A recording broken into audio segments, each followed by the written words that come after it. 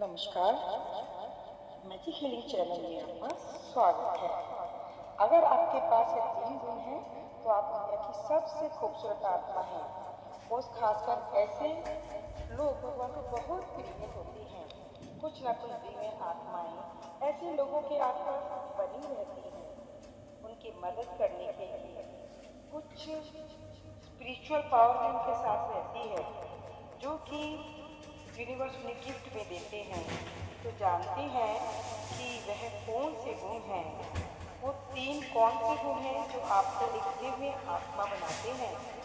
सबसे पहले, अगर आप लोगों के दर्द को, जानवरों के दर्द को महसूस करते हैं, वनस्पतियों के दर्द को महसूस करते हैं, तो आप एक दिव्य आत्मा हो। अगर आप किसी की मजाक नहीं बनाते हैं कि अगर हमने मजाक बनाई तो सामने वाले को हर्ट होगा, दूसरों के दर्द को तरह तरह से फील करते हैं। दूसरा अगर दुखी है तो आप भी उसे देखकर दुखी हो जाते हो, उसे हील करने की कोशिश करते हो, आप लोगों की मदद करते हो। अगर किसी को विशेष आपकी ज़रूरत है तो सबसे पहले आप जाते हो, तो आप एक दिव्य आत्मा हो। यह एक खास गुण है। जब आप दूसरों के दर्द को फील करने लगते हो, तो आप यूनिवर्स की ज़्यादा कनेक्ट हो जाते हो। आप और भगवान दोनों में बहुत गहरी पथ बन जाता है। दोनों एक दूसरे की वाइब्रेशन, अब यूनिवर्स आपके साथ बहुत गहरी वाइब्रेशन अपने साथ आप फील करने लग जाते हैं, जिसकी वजह से लोगों के दर्द और खुशियाँ फील होने लगती हैं आपको। क्योंकि लोगों की वो दर्द और वो खुशियाँ यूनिवर्स में वाइब्रेशन के रूप में जाती हैं, जो आपको भी फील होती हैं, क्योंकि आप एक दिव्य आत्मा हो।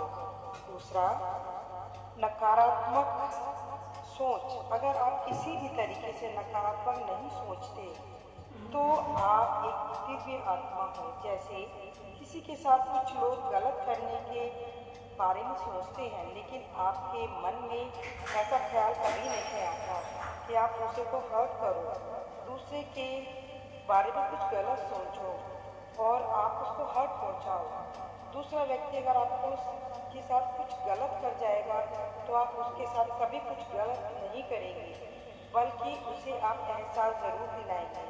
तो आप एक दिव्य आत्मा हो। जो लोग दूसरों से बदला नहीं लेते, बल्कि उन्हें एक समय पर आखिरी बार आप ऐसा फील कराते हैं कि वह गलत थे, तो आप एक दिव्य आत्मा हैं। आप बहुत अच्छी आत्मा हो और आप पृथ्वी पर विशेष काम के लिए भेजे गए हो। नकारात्मक चीज़ों से दूर रहना भी दिव्य आत्माओं के लिए शांत होने का एक साइन है।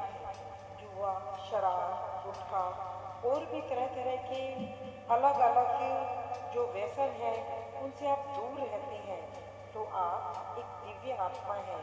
आप सभी लोगों को ठगते नहीं हो, लोगों के साथ 420 नहीं करते हो, लोगों को कभी गलत राह नहीं दिखाते हो, तो आप एक दिव्य आत्मा हो। दूसरों के लिए आप जीते हो।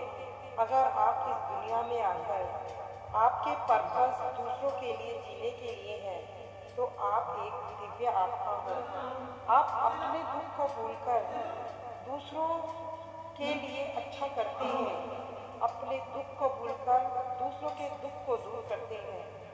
और जब ये फीलिंग आपके मन में होती है कि आपका जो मुंह में निवाला जा रहा है, उससे अगर किसी और की भूख मिटती है, तो यदि आप वो निवाला किसी दूसरे के लिए उसकी भूख मिटाने के लिए देते हैं, तो आप एक दिव्य आत्मा हो।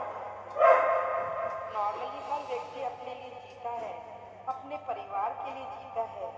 यह सीमित लाइफ है, लेकिन अगर आपके टारगेट दूसरों के लिए जीने के लिए बनाए गए हैं, दूसरों की मदद करने के लिए बनाए गए हैं, जो लोग परेशान हैं, जो लोग बीमार होते हैं, और आप उनके लिए आप हर संभव कोशिश करते हैं कि आप उनके लिए जो संभव मदद कर सकते हैं, उनको उस परेशानी से बाहर निकालने के लिए यदि आप किसी को उनकी परेशानी, उनके दुख, उनकी बीमारी से बाहर निकालने में सक्षम होते हैं तो आप जरूर एक दिव्य आत्मा है जो भगवान को बहुत प्रिय है।